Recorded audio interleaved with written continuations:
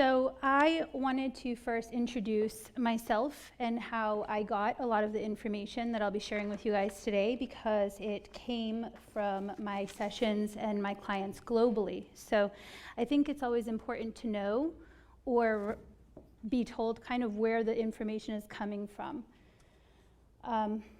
When I connect to people, so actually my journey started when I started picking up a lot of sensitivities and energy and seeing spirits, or I had always seen them, but I had this sudden awareness that other people did not. And that happened when I was 26 years old. So it happened a little later in life. And the reason for this was one of my gifts is telepathy. So when I see spirits, I was connecting internally. When I get messages, they come internally. When I work with things, it happens internally. So I thought that everybody functioned that way, that everybody was having this constant conversation in their minds and that they were seeing these things everywhere all the time. And I had nothing to really gauge that with. Nobody else talked about it, so I wasn't going to talk about it. In fact, we grew up in a world where some of that stuff was shamed or even looked at as negative. So what happened was I was in a haunted house, and there was a tour guide there. And the spirits were all talking to me, and then the tour guide was reiterating everything that they were saying. They were telling me things about their lives, their past, their history, and the guide was repeating everything. And then, I saw one of the spirits go at his neck, and then he immediately said, "I get choked up at this part, not sure why." And it made me laugh, and my jaw was dropped, and I was like, this is a real life thing. Nobody else is seeing this? And everybody just kind of was like, "No, what are you talking about?" So that was the day I realized that I was doing something a little bit different. Now, the amazing thing that I've learned after all of my work in all of these years is we all actually have gifts. The reason a lot of us are so blocked to our intuitive connection, our higher self, or our gift structure is actually what we would call past life traumas, blocks, not using our energy appropriately, not connecting, feeling like we are kind of drowning or distracted by our environment. So I've learned that the more we heal, the more we expose those gifts, the more they surface. We are all here for that in this life. The idea is everybody wakes up, everybody does the work, and we create this beautiful world where people are able to be born connected to spirit. Our spiritual connection is not the anomaly. In fact, the disconnection is the anomaly. That's what makes Earth so different than any other place or incarnation, and such a difficult place to be. But it's also what makes Earth really, really valuable. Earth is an incredibly dense incarnation. So that means whatever we bring to Earth, we densify. And that density is incredibly powerful. So we feel more intensely. We are more intense, but it also creates more intense debts. If we have experiences, those experiences are then amplified, and that debt is therefore amplified. So one of the most interesting things I've learned with karma is that there is no actual contract. For the most part, most of us don't have these gigantic karmic contracts. The reason we are so interested in paying off these debts is because it really is a terrible feeling to walk around feeling guilty or in pain, or feeling this deep suffering, or feeling like you owe something to someone, or you didn't create peace with someone and heal old wounds, because those wounds would have been aggressively densified on Earth. And what happens when Earth is gone? We carry those wounds for infinity, right? We have to carry them with our soul structure as long as our soul exists. Our souls are infinite structures. So the rush to pay back our karmic debts is really a personal experience. We want to pay back and make peace with our experiences. Now, another really interesting thing that I've learned about karma is that it's not this petty punishment a lot of people like to kind of assume. It is this beautiful cosmic balancing of infinite energy. What is given must be taken. What is born must eventually die. It is essentially balance in creation. It's what we call one of the universal laws. It's energy is infinite because there is a constant accountability to pay back what we have taken, right? If we don't give back to the bank, then we run out. So spirit, the cosmos, the akashic realm, Grand Council are incredibly involved in this process of karmic balance. Because essentially, if we aren't responsible with our energy use, if we aren't efficient with our energy use, we don't have enough energy for this experience. We can't continue this evolution and growth. We would eventually use it all up and destroy. So balance is an absolutely necessary part of this experience. So when I look at karma, I see it as the necessary give and take. I see it as the balance of karmic law. I see it as, infinite energy exchange. And I've learned a lot reading through people about this karmic experience. So I had met a past life regression therapist that actually came to the Institute when I still lived in New England, Massachusetts. And she studied here, she did her work here, and then I realized, I need to learn more about myself and my life. So I went into a past life regression, and during the regression, I visited some lives, and I healed some people, and I started accessing records. I woke up, and she studied Edgar, Cayce, she studied all the work, and she said, "Did you know what you just did?" And I was like, "No, I just did some stuff." I also helped my great-grandmother cross over. And she had started talking about akashic records and their purpose and the things that, I was experiencing during my own regression. So after that, my obsession with the records kind of began, and I started helping people access theirs. So I learned that I have this ability to go into people's records and read their past lives, their soul origin, their gift structure, whatever history or debts they have that they've carried with them. And it's a little bit different than a past life regression therapist. I like to say the difference would be, you might go into regression for 4 to 6 hours, and you might get, 4 lives, 3 lives, 2 lives, depends on how willing you are to receive the information and how your guide functions. I had a beautiful experience myself, but I was there, I think, 4+ hours, and I think I saw 3 lives. When I work with someone, I have accessed, 4, 6, 8 lives in an hour. I think my max was 17, because we do this thing where we do clump repair. For example, if we have a past life theme, like, there was a lot of relationship problems, we might be able to resolve that with a theme where we can pull up all this, how it repeated, how many times it repeated, and then heal everybody at the same time. What happens with these beautiful things is when we go into your records, the chakra structure is like an onion. So when you have disruptions to your layers, they're going to surface in your physical energy. They're going to come out and affect the waves of the surface, your energy. So if we have a huge block in the heart, if we have 15 lives where we were afraid and we were hurt and we have all this pain and we can't forgive and we can't move on and we are guarded, that's going to affect you. That's going to surface in your life. And that obviously creates a block to everything else. Spirit had explained to me one time that one of the dangers with activating, our power before the healing, I should say, is that we misuse our gifts, but also our gifts hurt us and others, because our trauma responses actually will distract us from a clear, unbiased connection, right? If we are triggered by the information coming through, then we can't access it. That's already been proven through modern psychology. If you had a terrible experience and you were robbed at gunpoint, some of those elements around that tragedy might still trigger you, even if it's 30, 40 years later. So if we've had 300 lives and those lives have any trauma, those things surfacing would trigger us and create either a block to our gift structure or confusion or even explosive energy. So we block gifts for our own safety, but also the safety of others. And then we open or activate them as we do the healing and clearing, and we realign the energy centers, and that ability surfaces. Now, the reason they're called gifts isn't because they're rare, right? Like I said earlier, everybody has gifts. The reason they're called gifts is because it is something given to you, a program to assist the collective. So it's something you gift others. It's something you are in service for others. It doesn't mean that there is no energy exchange that required for that. Balance, karma, energy, right? We give, we take. So that's really important to note, because if we are someone that has a powerful gift structure, a gift structure at all, that's activated, and we are in constant sacrifice, that is a trauma response. You will deplete yourself, you'll block your energy, you'll block your gifts, you'll reduce your gifts. So that's important to understand too. So karma isn't a petty punishment. It really is the cosmic balance of infinite energy and its universal law. It's the basis of universal law.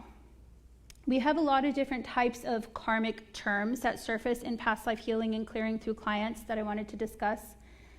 I always say this to people because I think a lot of us don't understand this particular concept, is that interfering with someone's karma will mean that you absorb their karma. And that's a really dangerous thing to do. So, for example, if there was somebody in a really abusive relationship and you convinced them to stay because your belief systems require that they belong in that relationship because of marriage or your belief in God or your belief in whatever it is, and you made them go back and you kept forcing them to go back and they got all this pain because of this experience, you're absorbing some of that debt. You've now involved yourself in that abuse cycle. So that's really important to recognize, because especially as parents, we do this thing where we try to steal our children's lessons and we try to involve ourselves in their lives. And we often find after there is a lot of guilt and pain for that, because we've absorbed a lot of that karma and we can't really release that appropriately. We're having a hard time letting go of that. But also it many times creates more pain in the child's life, or the adult child's life, I should say, because their lesson was delayed. And a delayed lesson obviously lasts longer, and that's more suffering. So I like to point this one out because I think this one's really fascinating, that guilt can sometimes be more dangerous than karma.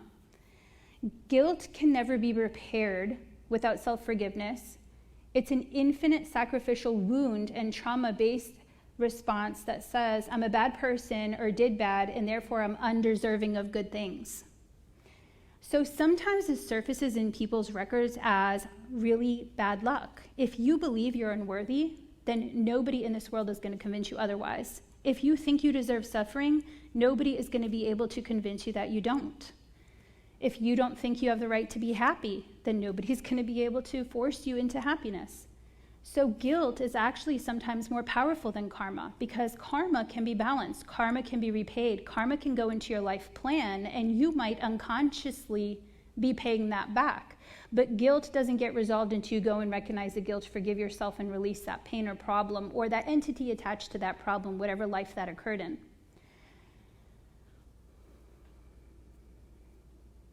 Let's see. So we call this type of karma, let's say the guilt, when we have really overwhelming heavy guilt, the side effects for that might actually look like what we would kind of see or surface as, bad luck or bad relationship problems or sacrifice wounds. I don't think a lot of people recognize that sacrifice patterns are actually surfacing from guilt, right? If we feel really guilty about something, we might overcompensate for that. A lot of times people don't recognize overcompensation as a pattern at all. They just see that repetition is a pattern, or even avoidance is a pattern, but not the overcompensation. Like if I didn't have a lot growing up, if I didn't have a lot of material things, the overcompensation for that is I am now an aggressive shopper and my kids always have brand new things and I overspend and I have no responsibility with money. That is also a wound. That is a dangerous wound, right? We are self-sabotaging our success and our business and our funds. So when we are in sacrifice, that really is a kind of overcompensation where we are not receiving energy, but we are constantly pouring it out on everyone. And sacrifice is slow energetic suicide. So it will destroy you, because we are vessels that are made to carry both energy from source and energy from the earth. And we are supposed to channel that energy internally, and it fuels us, it charges us, it is what helps us connect and live and just be, right? And without that, with that sacrifice pattern, we are constantly pushing that out, but not allowing ourselves to receive. So we drain ourselves, we exhaust ourselves. And many times this actually triggers a lot of illnesses, because if we don't have the energy we need to function properly, then our genetic code is going to have some illnesses. Those illnesses will be triggered, whether it be stress or exhaustion or depletion or whatever you have in your DNA, that would be triggered through that. So another term I like to talk about is negative unjustified karma. Now this one's really interesting. The past life that I have that I wanted to share this experience is I was connecting to a client who had this really aggressive wound and bond to their parents and couldn't really understand why. And when I opened up the life, there was this adorable little boy that was a part of this family, and they were off in the forest somewhere. And in what would have eventually be America. And the parents were killing people for supplies for their children. So instead of, doing the work or figuring it out, they were attacking and killing passerbys and then raiding their material and then using that material to live. Now, the belief system they projected onto their child was they were doing this because their child existed and they needed to feed and take care of him, so this was his fault. And it wasn't their fault. They had to do whatever they could to help him survive. So this child carries this wound, and all of these people who are dying, all of these people who are suffering, whether it be children, men, women, are now his guilt, his pain. Now that is something that's not cosmically his karma. That would be his parents' karma. But until he recognized that place and time, surfaced it, and then released that guilt, his parents couldn't even pay it back because his parents were essentially not able to access it because he was so aggressively holding on to this belief system that this was in fact his fault. So in these types of situations, it's really important to note that everybody heals, because his parents would have continued suffering and suffering and suffering until that karma was released back into the universe and they could scoop it up and then repay it. But he wasn't letting it go. So it allows him to heal, but it allows his parents to heal. Now, karma repayment doesn't always look very negative. In fact, it looks sometimes pretty positive. Like, for example, if you are somebody that took a lot of lives, your karmic repayment or life plan might be to help people heal. It might be to be a doctor or a nurse. It might be to give a lot of time in saving lives, to create some type of medical system or experience that would save people, right? We are paying it by giving what we took.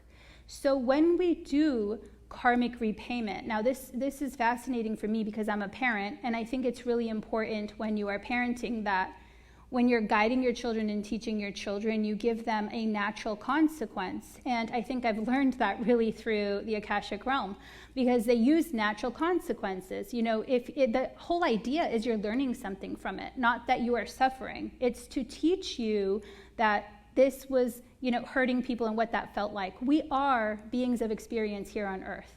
That means if you know something, if you feel something, if you have a pull to something, it's because you have experienced that in a past life. All of your emotions on earth are connected to your earthly experiences.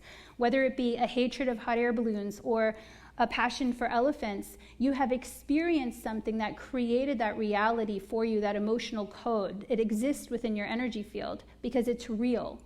So when we are dealing with all this energy, it's really important to understand that they are connected.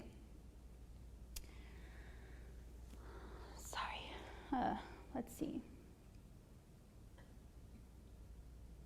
So one of the universal laws that we have for karma is that it's never really lost. Energy is never lost, right? Energy only changes composition. We know that scientifically. We can't just destroy energy. It just changes its composition.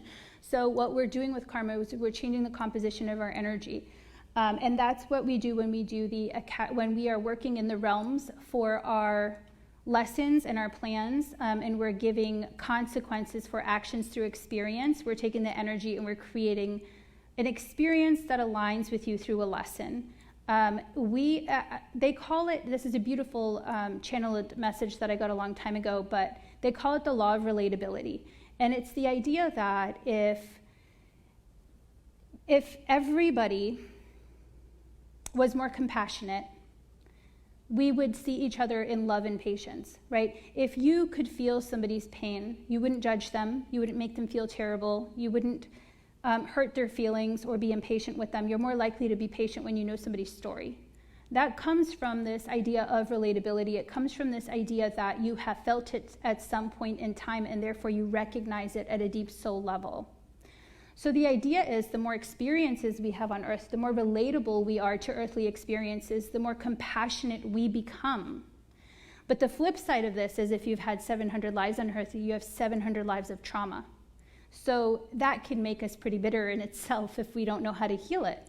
And on earth right now, we don't really have a lot of modalities for tapping into our past life traumas or recreating ourselves. I mean, psychology itself is only, a couple hundred years in the making.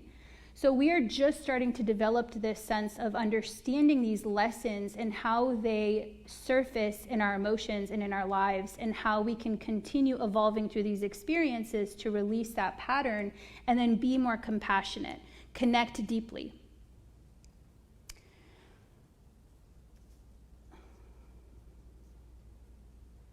So they were explaining to me that relatability, because we are all our experiences here on Earth. So the act of relatability means that we have to experience everything here, which would mean all of the highs and all of the lows.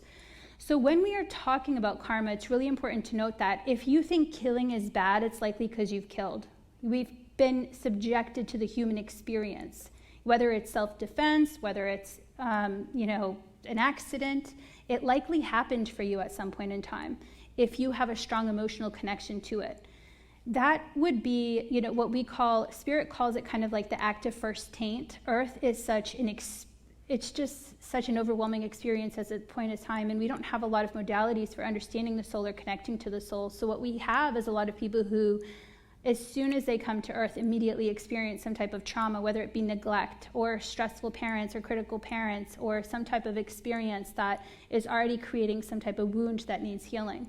And through that experience, it means that we're always going to essentially have negative and positive experiences. So we understand the cosmic fabric of it all. We realize it's just a lesson and not really a good or bad experience. There's no such thing as good or bad when we deal with karma. It's just recognizing your lessons, creating balance, and paying back what you took for the purpose of evolution for yourself and for the fabric, which is, the collective.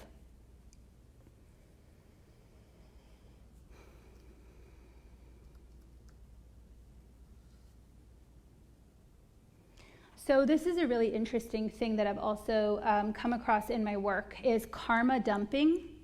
Now, some souls do it more than others, but if you have a life, let's say someone has been here 300 times and they have a bunch of debt and it's very overwhelming, they might actually ask a loved one, a soul group member, to hold on to some of that for them so they could incarnate it with an experience that wasn't too overwhelming, and they might actually flee. So this harms other people, this is one of those experiences where like you have a whole bunch of weight that doesn't even belong to you and you don't know how to heal it or clear it or release yourself of it. So this is a very rare occurrence, but it does occur. And at that point, we get involved because that is not theirs to carry. So that would go to what we call Grand Council, which reviews the incident and then releases it back to its creator. So that individual no longer has to carry it. We do have free will, and I think that's so important for people to recognize, is even though that this isn't part of our process or system, free will allows it. They agreed to it. They took it all on at some point in time because they trusted the person they were helping. So you would have agreed to that at some point, and it really didn't work in your favor, and then we would correct that through the release. This is a really interesting one too that I've come across in some of my work, karmic amputation. Now, the story is quite terrible. So I'm just going to, give everybody a warning. There's, violence and stuff in this particular past life. It was a pretty terrible past life. So I was working with a client, and when we went into this particular life, this child lived in or was born in a very violent world. And it felt, I believe it was Europe somewhere in the forest. And it was a tiny little village. And this poor child was born into a very abusive relationship, household, I should say. Their parents were struggling. There was some talk. Oh, so that one came. I'm just trying to get it all in order. So she was born into a very abusive household. Eventually, what happened is her father's abuse ended up taking her mother's life. So the mother had been killed in front of the daughter after watching her be beaten and being beaten herself for many, many years. After that, what happened was the story he made, he said that the mother had fled and she didn't want anything to do with him, and he was now a single parent, and apparently that got him a lot of attention in town with the women. And he had a lot of women that were trying to help him with his child and be there for him, and That was very triggering for the daughter, obviously. I think that a lot of us recognize that that's a very painful experience, that he's now getting attention for the murder of her mother, and she couldn't say anything or do anything. So eventually that overwhelming stress gets so aggressive that there's some claims that she's now making things up, connecting to spirit and somehow some type of demonic entity, and she can't be trusted, right? Because she knows the truth, and the truth would hurt his life and his experience, and everybody wants to believe he's this great man. And they recognize that losing a mother would be quite tragic, so maybe she's now storytelling, and the mother was a bad woman, so maybe her daughter is just like her, right? So she has a really terrible, terrible experience, and she's now being kind of like attacked and ostracized by the community and constantly bullied, and nobody respects her, nobody believes her, nobody cares about her. So she actually finds refuge in the countryside with an older woman who had already raised her kids and let her kids kind of move on. And so this woman is taking care of her and loving her, nurturing her. This was Spirit's way of saying, we have a plan. We're going to help you. We're going to show you what love is, so you have the opportunity to live a good life. Now, we don't have therapy. We don't even understand psychology at this point in time. This is a tiny little illiterate town in the middle of nowhere. This poor girl had suffered some of the most extreme abuse known to humanity. She did not heal. She was given an opportunity, but it wasn't enough. She used all of the information that the woman was teaching her about self-healing, herbs, care, all of this beautiful connection to nature. She was using that to now hurt people. So she would go into town and she would poison people and kill people off who she knew were violent, who had bullied her, who had hurt her, who had said terrible things about her and her mother. And she made some really bad decisions. And then eventually, while she was out and about doing bad things, it was traced back to the old woman who had raised her and loved her and nurtured her. And when she got back to the house, she had been hung outside and killed. So on top of that, now her loving, nurturing caregiver has been murdered. So she went on more of a rampage until she was eventually killed herself, but then she haunted. So I think it's really important to recognize that we can have past life versions of us that are haunting. And it's because when we incarnate in the akashic realm, we actually fragment our soul, because our soul is fifth dimensional. It can exist in many places at the same time. So this is a fragment of you. This is not your whole entity. And the reason for that is it allows us to connect to our higher self. It allows our higher self to guide us from home while also managing our other incarnations. Also, if we have a lot of trauma or taint or negative energy or experiences, it's lesser to heal, right? We don't have to heal the whole entity. We heal a fragment of that before returning back home. So it's a very efficient process. Spirit loves being incredibly efficient. So what happens is this particular drop never returned back to the ocean. So she had been haunting the people even still. I mean, she was tormented, she suffered, she was not doing well. We can actually accumulate negative karma as a haunting. So what happened in this experience is I found the life, and I thought that that was a pretty awful thing that she had gone through. So it goes into what we call karmic review. I would have presented it, or did present it, to Grand Council. Grand Council manages all incarnations on Earth in our incarnation process and system in the Akashic realm. So the whole story had been presented, and essentially they said, you're absolutely right. This would be a karmic amputation. She does not deserve the weight or pain of this experience. And it wasn't entirely her fault. And if we had the tools for her to heal, if we had those options available to her, then we might be having a different discussion, but that wasn't the case. So what they did was they were able to remove all of the karmic debts connected to that particular life, because I think anybody listening to that life knows it just was not a fair experience. There was no lesson in that. As much as she tried, as much as she connected, as much as she was, trying to do the right thing, she was met with bullying and torment and abuse and continued abuse for trying to speak up for her mother and her mother's death. So another thing that I hear a lot about on the worldwide internet are karmic relationships. This is, for the most part, very true. I mean, when it comes to the incarnation process, our soul family is really the group of people we continue incarnating with over and over again. Our soul group is our place and space where we were born. So you could be born somewhere, but then I like to say like our soul family is like our graduating class in high school. You know, you grow up with them, you jumped in together, you had this experience together. And the reason why we come in together so much is because I'm likely messed up, right? I likely have something I have to pay you back for. Maybe I kissed your boyfriend or something, and now, you know, we feel bad about it. So we got to come back and fix it. We got to come heal that wound. So we do continue to incarnate with the same group of people over and over again. And these are what we would call karmic relationships. There's a lesson there. And this is the fascinating part about karma. I like to say that, you know, we get a lot of people in their magic or in their power that kind of get really ego-fueled, and they believe that it's their job to step in and be someone's karma or to push karma on someone. For example, like I saw a post on Facebook where someone was like, oh, my boyfriend cheated and left me and took everything. I'm going to go curse him.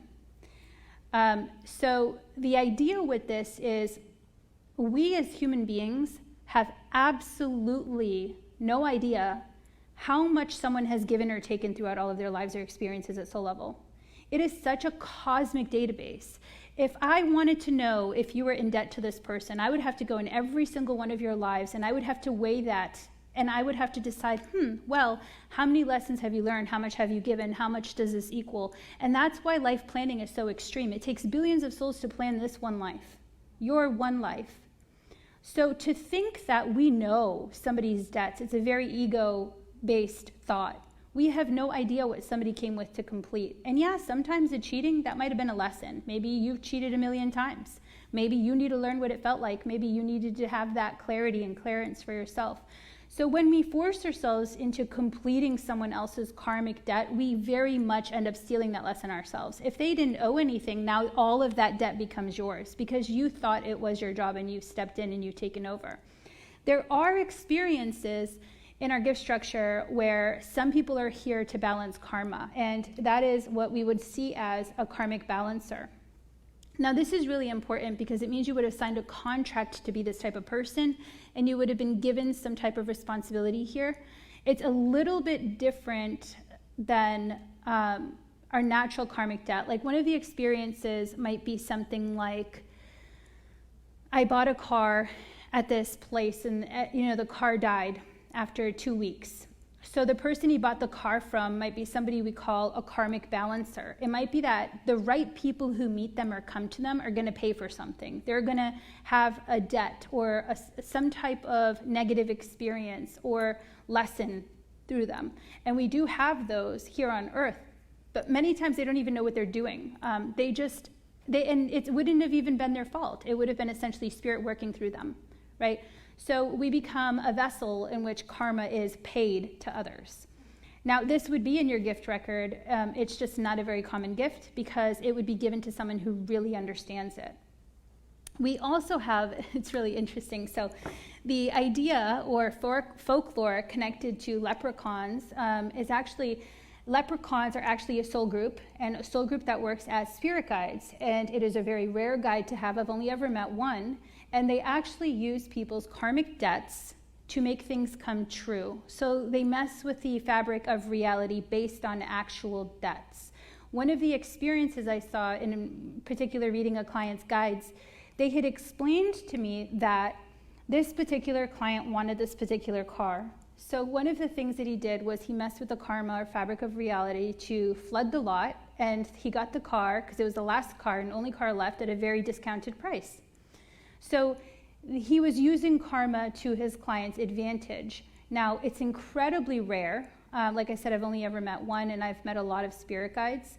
But it was pretty interesting because I could see where a lot of our folklore and storytelling and a lot of our belief systems actually come from real life places. I say it exists somewhere in some dimension or realm or place or time.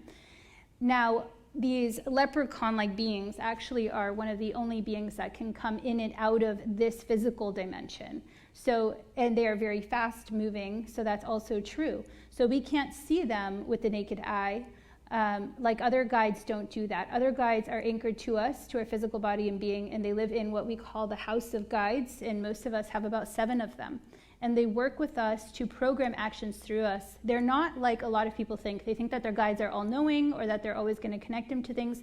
Your guide usually has one specialty, and that specialty is something that they were contracted to train you or teach you. It can be something like gift mastery. It could be something like being more organized, because you weren't naturally an organized person, but you need that to succeed. So your guide is there to assist in that. Some of them assist with memory recall. Some of them assist with record delivery. They do a lot of really interesting things, but they're not essentially our all-knowing database. When we connect to our all-knowing database, we're actually going to our higher self, our master soul. Your master soul has all of your incarnations and experiences. It has who you are, why you're here, and what you're supposed to do, and how that story kind of aligns for you. And a lot of us don't know that. And if we're going to the wrong place, then we're getting the wrong information. We're not getting the proper connection. So I did want to note that all of this particular information is found in my book, Creation. It's currently on Amazon and Kindle. So it's Creation by Jessenia and Nazalillo. And it just was released last week. So it's only digital at this point in time, but it will be a physical copy next week. Thank you. Thank you. So I really wanted to pull up this Edgar Cayce quote that was on the event page because I thought it was really interesting. I always say he had this funny way of writing things, and it's because spirit talks funny.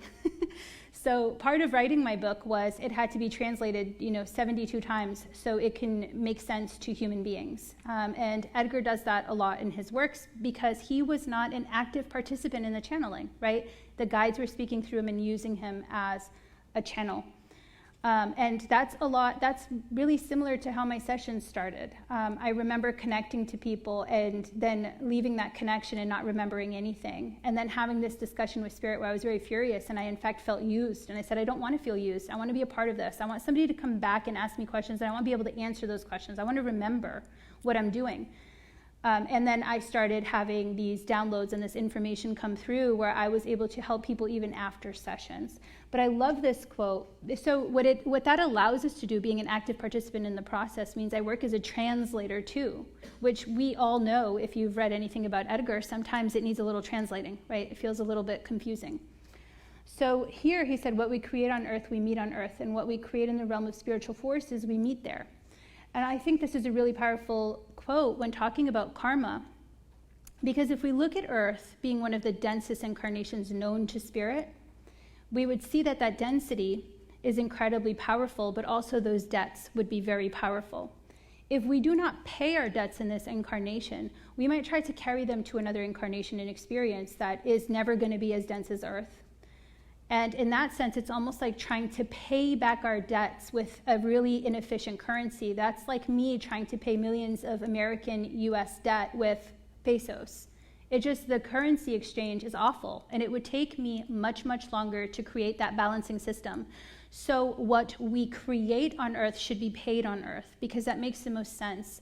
Also, when we go into other planes or places or incarnation structures, the lessons are very different. So it would be very difficult to find that balance or that recreation in another experience.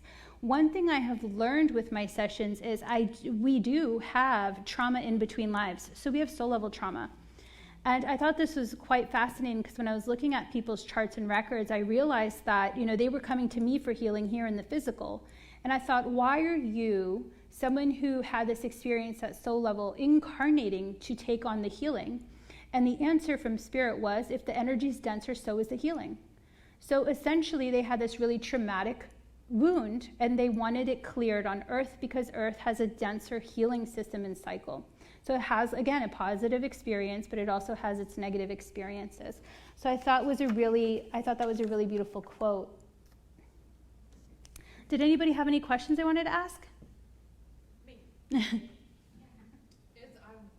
holding on to this one for a little while. Just so the audience can hear you. I had a question about, it seems that as I work on my own healing and my own gifts, I'm attracting other people that are, vibrating closer and closer to that. So what you said is that that it's important for us to do the healing work that we know how, and some people need to heal their lives just from the 20 to 60 years they've been here already. And that's priority number one. And like, get adjusted so your body can heal and like just some of that stuff. So what you're saying is that that's like part of the process, that we have to do that healing, because until we do that, our gifts won't even be given to us, because you're saying that we can traumatize ourselves and others because we haven't healed. Well, we also confuse our trauma symptoms for gift use. So, for example, a lot of people believe sacrifice is somehow a healing gift, and it is not. It's very dangerous. It's a trauma response. Right. Some people believe that having heavy irrational emotion is somehow an energetic gift, but it is not. Usually that is a very heavy, deep emotional wound carried from past life experiences. Now, emotion is incredibly powerful, but we have to use it the right way, right? We do not control emotion. We understand emotion. If I'm triggered by something, I must find the trigger for that experience and then release and heal it and reconstruct it. Emotion will lead us to what needs healing, but we don't respond like that currently on Earth. We get very explosive, and then we blame other people, and then we get mad, and then we hate people, and we want to cut people off. The idea is that we actually shouldn't cut anybody off, because we change our frequency, we change ourselves, we change our belief systems, and then we just vibrate to different people, right? So essentially, when you've done the work, the people leave. There's no connection, they walk away. So we try to bypass that with I'm just gonna go live in the forest and do my own thing, and it doesn't work. You just get miserable and bitter, and you're still suffering out in the forest, doing your own thing, living your same patterns. So confusing our trauma responses with our gifts is also a big, huge problem. If we are, sometimes it also depends on the gift. Sometimes our belief system is a block to our psychic abilities. If I very strongly believe that something must be one way, then there is nothing that's going to come through that's going to convince me otherwise. So we learn to be more open-minded. We learn to see differently. There's a lot of training that goes into this. This really is the first life here. I would say this is the most powerful life, because this is the first life where we have the knowledge that we do. We have this opportunity. You are an accumulation of all of your experiences. You have the ability to tap into that. You have the ability to master those gifts, and we are here to do big things. So it's a really important time and place to get the work done. But often what I find is when I'm working with someone who has severe trauma in this life, it didn't start in this life. And that's what we find, and that's why it's so hard to heal the pain you're suffering with in this life, because it's actually connected to maybe 50 experiences that were very similar. So it's not as easy as you should go to therapy. You're going to be in therapy 30 years if you never actually tap into those past lives that started the wound. So it can be a very complicated system and process. It's deep. Yeah, I like it. Sometimes it feels that karma's coming sooner for me, like within the day. And I'm having those experiences because I'm feeling more aware of what's going on.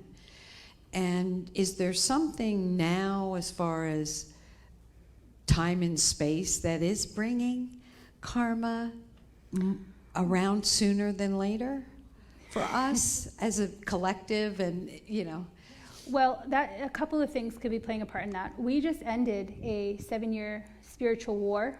So essentially we're catching up and tying up a lot of loose ends, and it does feel like we are manifesting at expedited rates. If you saw something, it's coming almost immediately. Yes.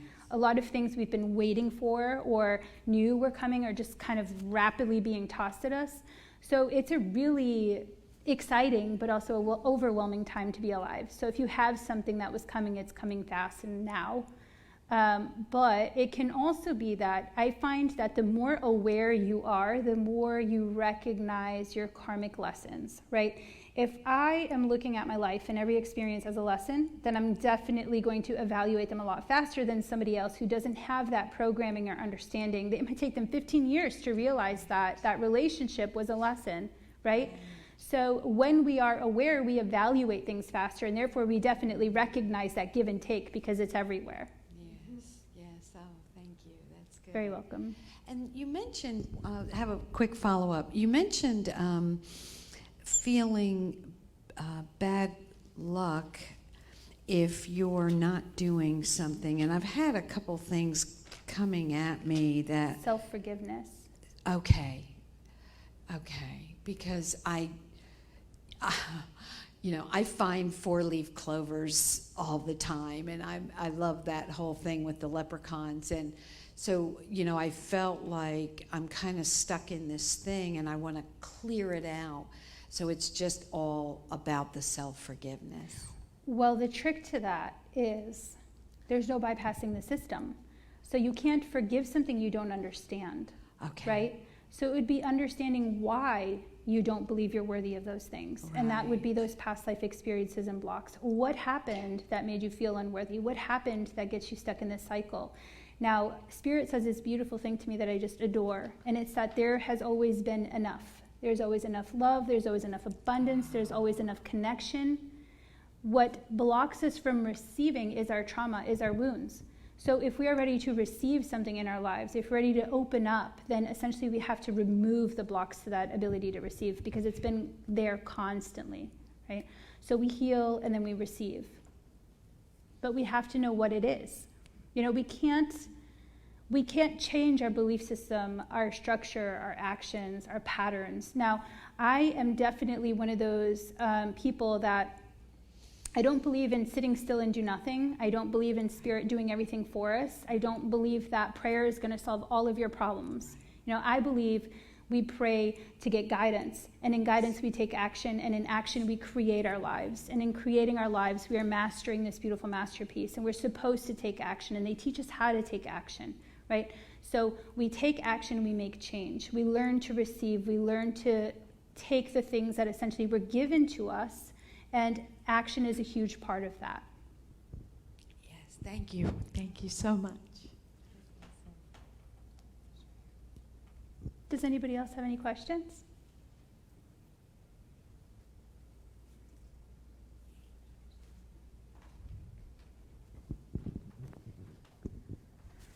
So you mentioned karma as it almost sounds like it's a negative thing, most of the stuff you're talking about. And I know for a fact that I've got a lot of debt, so I'm not talking about me, but is there such a thing? Is there such a way as to have positive debt or positive karma, or do they become then balancers at that point? How does that work? Yes, karma is, I call it cosmic money. So we can definitely have a surplus. The thing is that most people don't recognize a karmic surplus because it doesn't hurt. So they just think like, oh, things are going well, then I'm not eating karma, right? I'm not getting my lessons kind of thrown at me. But it just means you're having a positive experience. It just means that you're cashing that in. Maybe it's in this life you have more things. Maybe you got a bigger house. Maybe you're using it somehow to create a reality where you might have more of something than someone else. So that would be a use of karmic surplus. And essentially when you go into life review at the end of your life, that karmic surplus would eat up any of the debts. So essentially you put them in, plug them in, and then your surplus goes down. So there is a such thing as surplus, but most of us don't really see it until we're done with Earth, because you could have a life where you really eat that all up. So we like to keep it there. We want to be energetically efficient. And can we give some of our good karma away to someone else? Like you said, we can take on someone's debt, but can we give off some of our surplus? Well, yeah, we have free will, so you can give your energy any way you choose. It's just the idea of trying to figure out if you really have a surplus, right? Because you would have to go into your records and understand how much you have and if you have enough for the rest of your life. So there's this huge, again, financial equation that comes with that, right? You would have to know what life you're on, how many lives you've got, how much you've got to give, and then you might be someone who is able to help and heal and give or create a charity or something like that. Right. So too complicated to really figure out. Yeah, I mean, I'm sure we do it all the time by accident. I always say that, sacred geometry is the idea that patterns repeat, and humans are terrible with money. So I'm sure at some level, we are terrible with money too. We're terrible with that energy exchange. We're not as efficient as our guides or life planners because that's their job. They're the accountants of spirit. So I'm sure we do it. We give away too much, and that's where we go into depletion cycles and exhaustion cycles. We're definitely here to exchange energy. I think the idea is that what you give should be returned anyway, right? That is the agreement we have here. We are learning together. We are exchanging. We are here to exchange energy. That is how we grow. That is how we evolve. We're not here to be solitary individuals who don't ever want to experience anything or anybody. That would, again, be a trauma response. So I think we do it simply existing.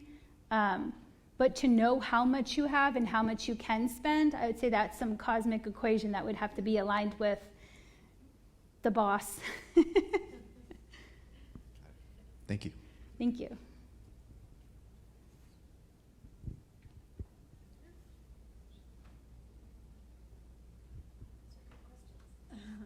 So when things get bad, I run away. That's my pattern. So what you're telling me is I need to stop running away from bad situations and figure out what it is, what my part in that is. Or I'm trying to figure this out because I keep meeting the same person in different people suits. Do you understand what I mean by that? Yeah, it's just a pattern. And as a child, I would just run away when things got bad. So I got to figure out, how do I stop this? If you are evaluating yourself for repair, like I mentioned earlier, we're all supposed to have access to our higher self in our past lives. That is supposed to be the functioning of all humanity, is that we come down and eventually we learn to tap in. That's our database. We own that, right? It's ours to keep and use. It's ours to evolve from.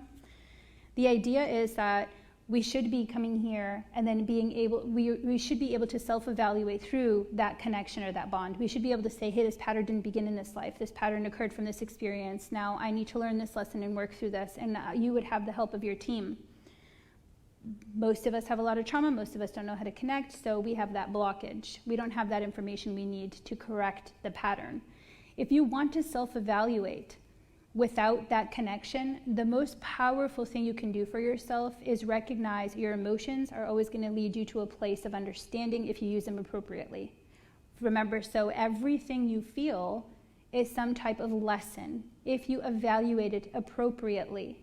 Now, fleeing is a flight response. It's you feel like you're in danger. You're going into self-defense instead of facing it. So of course, if you're constantly in self-defense, you're never going to face the wound or problem or issue. So one of the first things you would have to do is stay put long enough to figure out what the heck's going on, right? And then face it, evaluate it, face that fear, dig deeper. And what you're going to find is the pattern surfacing for a reason. So the second way is the pattern. Any pattern we have that is constantly recreating in our lives would be another law of the universe, which is, that we attract what we need. You're always going to attract something if it's going to comply to these lessons. So it's about recognizing why you're attracting the pattern, what that pattern is, and what that pattern has to teach you so that you can break that cycle. When you heal it, the cycle breaks, they stop showing up. So there's a lot to that. It would have to be a very specific, session or work with you, but I do it a lot, so it's not impossible.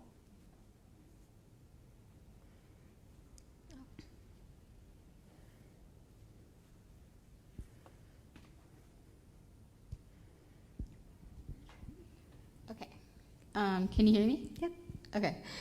So I was at another training in another place, and they were trying to explain that we've gone into the age of Aquarius, and that many people, maybe not all, were going to be able, in this person's view, to break loose of the karmic death cycle and work on things that were creative and positive and enriching to Earth and all people. And that sounded really great. But I didn't quite understand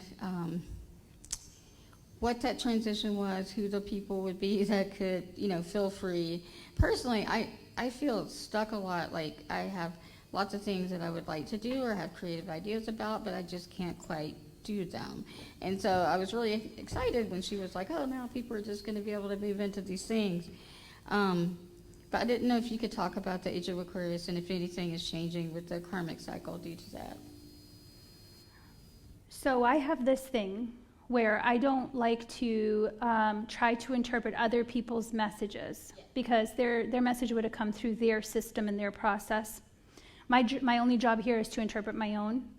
But when I hear that, I do see a lot of stuff that I've seen connected to that. And one of those things is when I have a problem now in this life, Spirit explained to me one time, and I thought this was really funny because I was like, I've done all this work, I've done all this healing, when am I going to be done? And they were like, done? That's funny. And I was like, why is that funny? And they said, you're existing. As long as you're existing, you're going to have experiences that need to be healed, right? So then I realized it wasn't that the healing was a problem, it was my mindset. That everything should be seen as a lesson in this experience. And when I evaluate things appropriately, there is no suffering because I correct them very quickly, right? So when I go into something, there's an immediate lesson, there's a response. I don't need to sit in it and suffer. Suffering is the distance between that experience and a realization or lesson in that experience. So what we are here to do in this particular lifetime is create a system where there is such intense awareness that we now recognize these patterns immediately, and we heal and clear them so they stop surfacing in our lives and we stop conducting the trauma of our past. So it means that we are no longer sending those messages off to others, which is also reducing the trauma response in people. So the idea is that in 300 years or so, we would be able to incarnate on Earth, be open to our gifts, be open to our connection, and immediately heal anything that surfaces and live in a more nurturing world through this recognition, through this process, and through this cycle, right? So essentially, karma functions a little differently because the idea is if I've healed all of my past life stuff, nothing is pulling on me in this life. I deal with things as they surface and I have the tools to deal with those things. That is really a very efficient process. It's much better than what we got going on right now where a lot of people are just carrying things they don't even know where they occurred and they just spit them out all over the place or vomit them all over their family members, right? So it will help. It does create more balance. It does create more peace. But there's no such thing as perfection. There's no such thing as, I call it utopia, but it's important to understand that even in spirit, we make mistakes. Even in spirit, we have trauma. We have karmic debts we create in the realms, in the higher realms. We are beings who are existing, and therefore we do make mistakes. We're still learning up there too. Thank you for that question. Does anybody else have any other questions?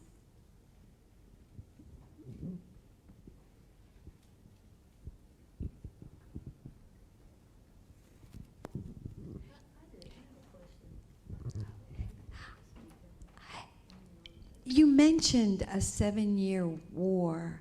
What war were you? That would be what we call a spiritual war. It was in the realms.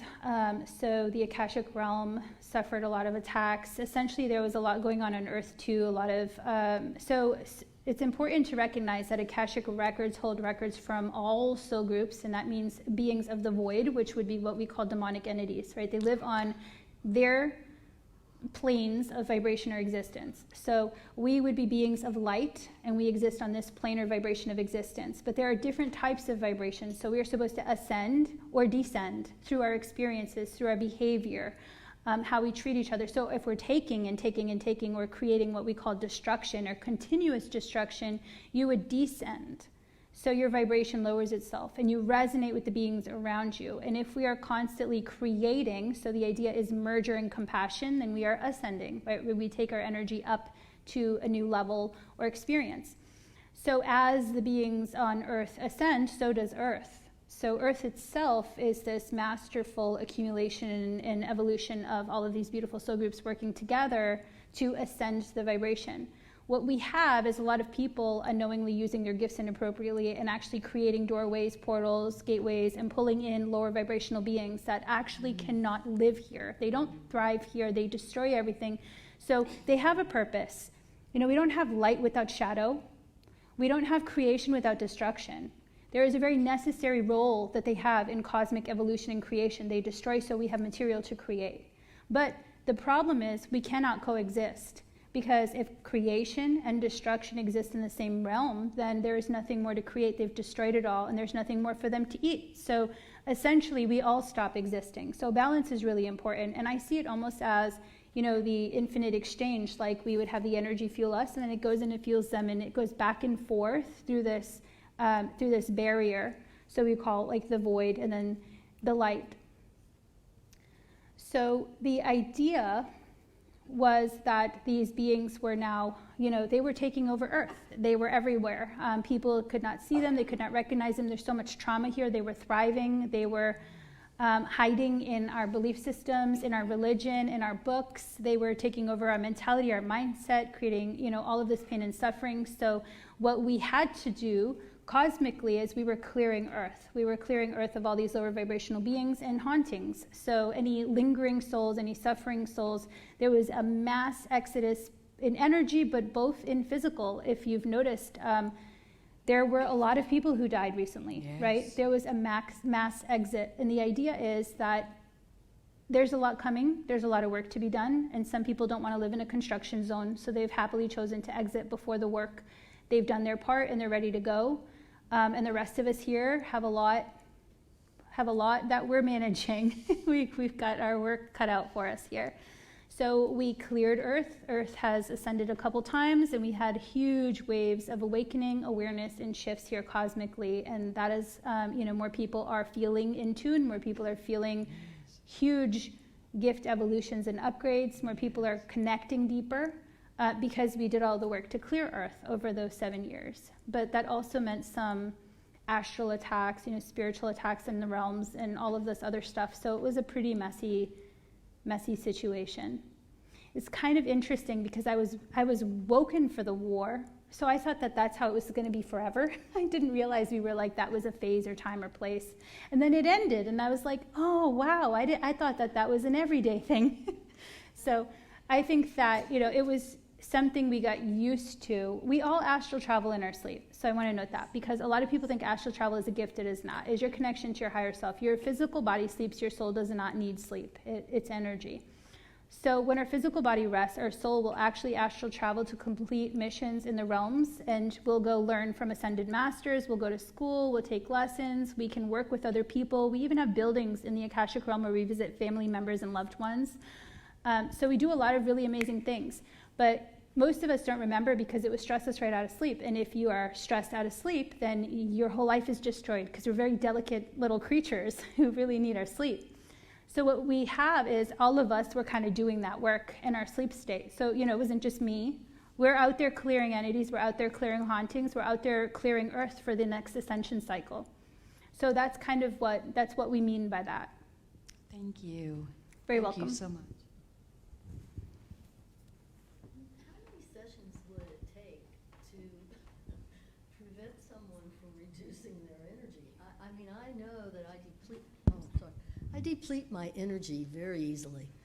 Every night to sleep, I do a lot of things to help me sleep through the whole night so that I will not be stressed or anything. And I'm asking you this because I took some notes to remind me of what you said. Not using energy appropriately. That's me. I'm not like this lady over here who said that she flees from, I don't flee. I confront the person. If they, you were saying when you have a issue or a person who disagrees with you, it's very hard for me to let them win the argument. I'm sorry, I worked in court 20 years and I learned from the best. You don't win.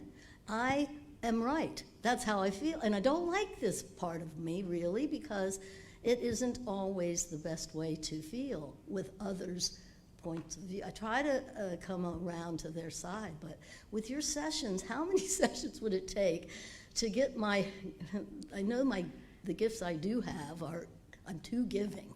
I know that it's a fault. And in order to correct it with sessions with you, I don't know how long it would take. It may take a lifetime because blocking my energy. You were talking about the chakras. I went to a class, to correct the light in me. And they had to stop at the heart because I'd had so many deaths. I had my husband and my father die in the same year, and I was caring for both of them. It was the hardest time of my life. I thought I was going to die. Well, this kind of thing, when you can't, it's the thing where you were saying where you don't heal from it, even if it happened 13 years ago. I'm like, when does the session get to the point where you're able to overcome the depletion of energy that you're giving so much to others with what you know, and you know that sometimes it's not a healthy thing to do, because you're then taking on their karma because they're so sickly or whatever. I don't know. I just wish that I weren't as much a caregiver as I am.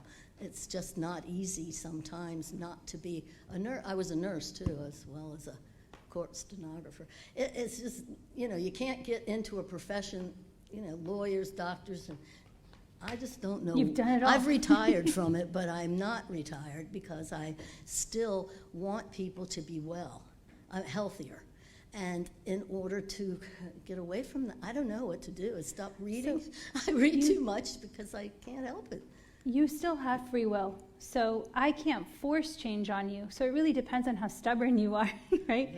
Because I can say, I can give you anything. I can share with you anything. I can share with you all the secrets of the cosmos. If you're not ready to receive it or do anything with it, then that's on you. Oh, no, I'm pretty disciplined. I'll listen. I mean, I'll take it on. I just mean in general, not specifically you in general. Yeah. Okay. But I think there is no quick answer to that. I mean, I would have to dig in and see how deep the problem was, how many lives. When I hear something like your loss and the pain you've been struggling with for 13 years, first of all, I'm sorry about that. That's painful. But something like that, it feels like it really triggered a pattern. So it triggered other lives where you had a similar experience. And that's why it's so hard to move through that lump or place. So it would be about evaluating that for you. How many of those have you had? How can we go into that and release that? And how willing are you to do something about that, right? How willing are you to take action in your life?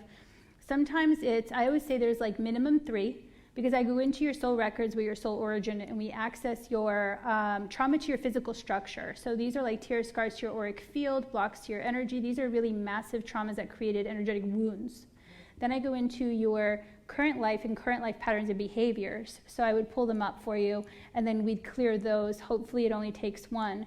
I do have clients that need more because they have really aggressive patterns, illnesses, like things, generational patterns, family patterns that keep surfacing in their lives. So they need more.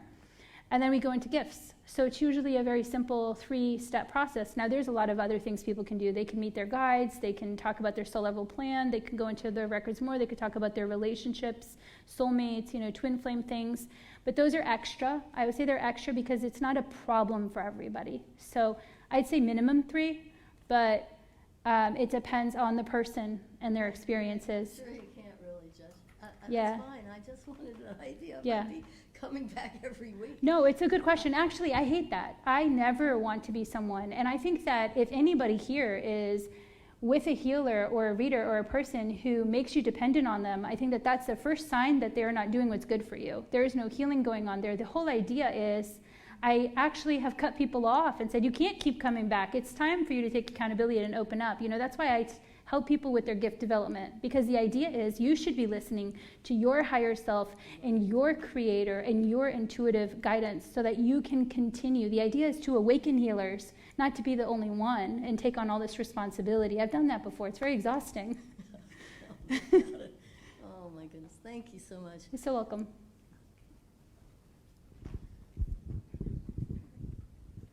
So I apologize if you already talked about this. My mind processes all the time, so I'm processing what you just said, so I might have missed what you've said right after that. But when you do these, when you help people, do you past life regress them, or is it just you open the akashic records and here's what I'm seeing, or how do you help someone?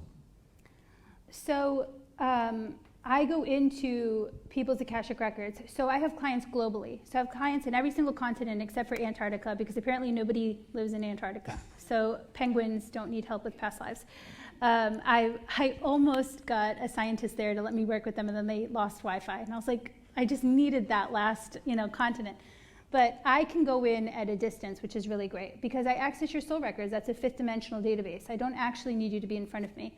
I also do live sessions. Some people prefer that, and I work with them. The better solution for, I think, live sessions is if you have a lot of trauma in this life, because that is a conversation. I need to know how you feel about that, and if you understand the lesson, or if you need guidance or support through it, right? Because let's say we have a lot of baggage with our mother, then we have to sit through that, and we might have a lot of comments or questions about how that related with us. We might need some physical support.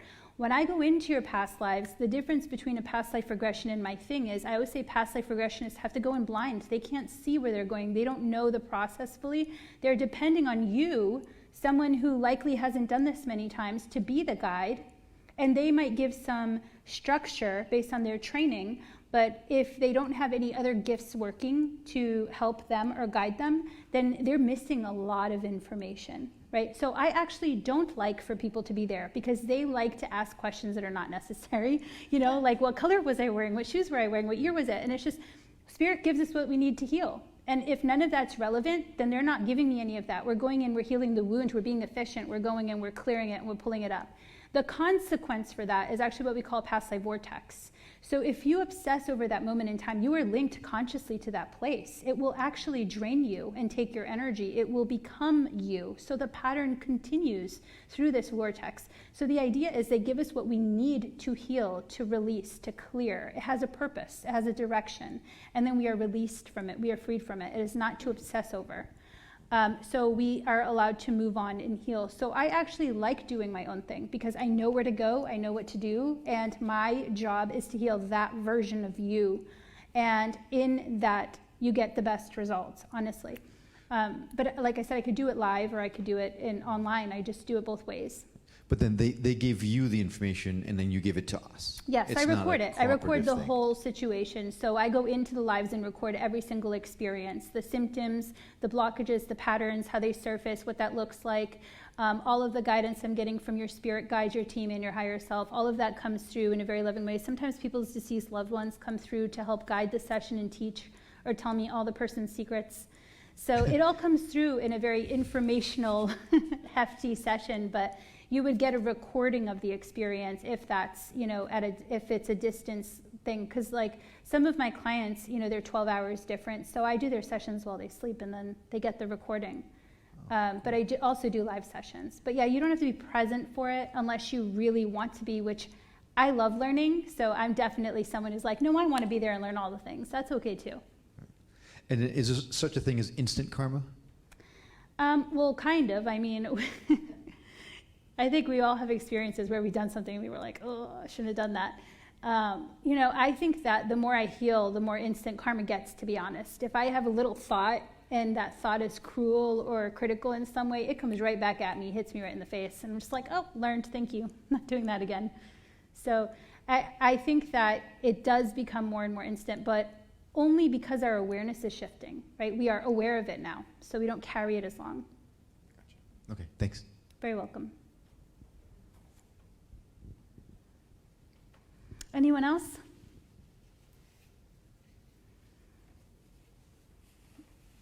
Was that all?